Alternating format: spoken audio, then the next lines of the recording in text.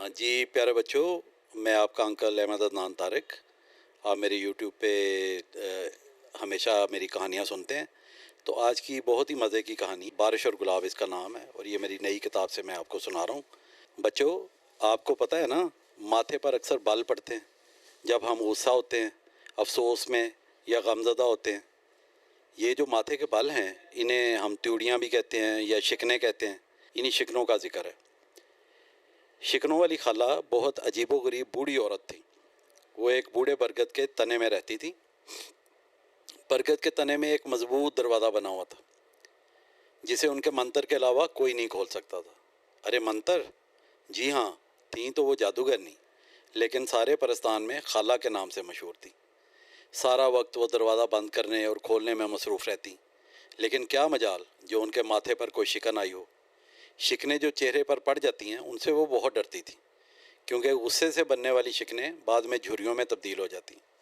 अब तो परस्तान में बसने वाली नन्ही मखलूक, जिनमें परियां, परिजात, यहाँ तक कि जल परियां और बौने भी अपनी झुर्रियाँ निकलवाने खाला के पास आते थे। परियां तो वैसे भी बूढ़ी नहीं होती, लेकिन फिर भी कभी कभी अगर वो किसी बात के बारे में फ़िक्रमंद होती या किसी से गुस्से में होती और मुंह बसोरती, तो शिकने उनके चेहरे पर नमूदार हो जाती। ये हो जाता है कि कभी आप भी अपना चेहरा देखें। जब आप गुस्से में हों तो देखिए कितनी बदसूरत शिकने चेहरे पर उभर आती हैं। शिकनों वाली खाला अपने पास आने वालों को की पुरानी से पुरानी शिकने भी दूर कर देती थी।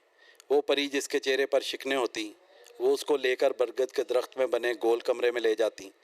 परी को एक कुर्सी पर बिठाती और फिर उसके चेहरे का बगौर जायज़ा लेती और उसे बताती कि लगता है इस हफ्ता तुम दोस्तों से खासी नाराज़ रही हो, इसलिए तुम्हारे माथे के बीचों बीच एक शिकन बन गई।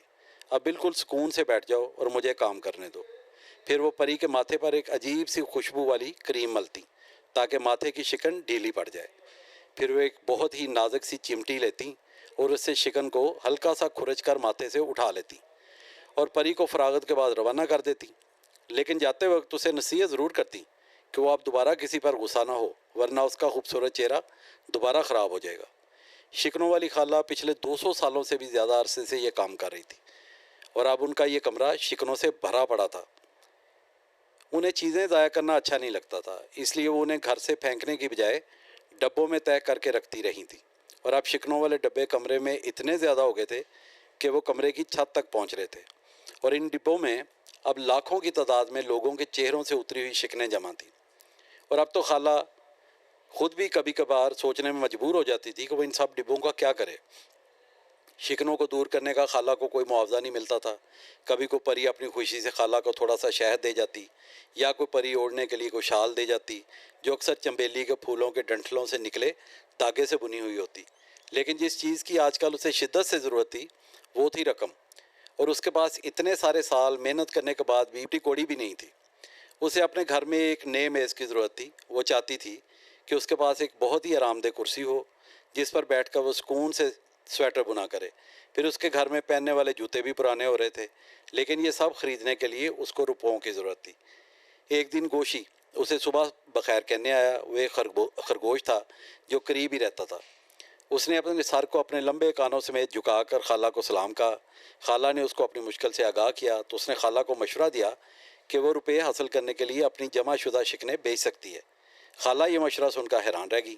उन्होंने कभी इस बारे में नहीं सोचा था। उन्होंने गोशी से कहा, वो खुशी से शिकने बेच दें, मगर को ख़रीदे भी तो सही। लोग तो उनसे छुटकारा हासिल करके जाते हैं, वो इन्हें दोबारा ख़रीदने के लिए रकम क्यों खर्च करेंगे।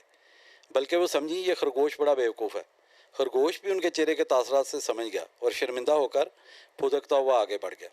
लेकिन रास्ते में भी शिकनों वाली खाला के बारे में सोचता जा रहा था। वो दरअसल उनकी मदद करना चाहता था। उसने रास्ते में परिजादों से उनके मुतल्लिक़ बात की, उसने मेंढकों से मशवरा किया, उसने उड़ते हुए नीलकंठों से पूछा, और आखिरकार वो गुलाब के फूलों की परी से मिला और उससे सारा मामला बताया। उसने गोशी की सारी बात बहुत गौर से सुनी और उसके मुतल्लिक़ बहुत सोचा। दरअसल वो पिछले 50 साल से गुलाब के फूलों के लिए बहुत परेशान थी, क्योंकि बारिश उन्हें बहुत नुकसान पहुंचाती थी। जब भी तेज़ बारिश होती तो गुलाब के पौधों पर उगे हुए पत्तों पर बारिश के कतरे ठहर जाते, और फिर वहाँ से वो बहते हुए ऐन गुलाब के फूलों में आ जाते, जिनसे इन फूलों की पंखुड़ियों को बहुत नुकसान होता। ये गुलाब की परी के लिए इतना बड़ा सदमा था कि इस सदमे से उसके माथे पर बनने वाली 20 शिकने अब तक खाला उतार चुकी थी। لیکن اب گوشی کی بات سن کر اس کے ذہن میں ایک ترکیب آئی۔